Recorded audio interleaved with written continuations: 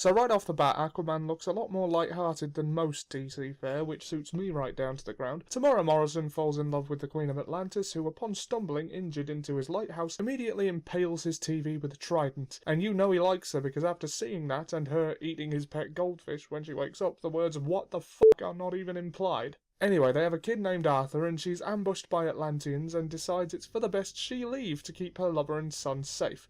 Said son grows up to be Jason Momoa, and through flashbacks it's revealed received training from Willem Dafoe. I don't remember character names, I'm sorry.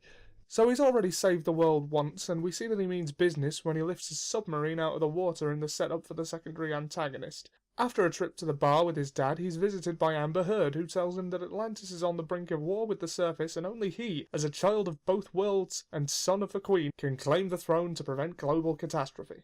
All in all, this is a pretty standard superhero plot, complete with the premature boss fight, humiliation, and MacGuffin hunt and personal epiphany before round 2, all wrapped up in one prolonged King Arthur reference.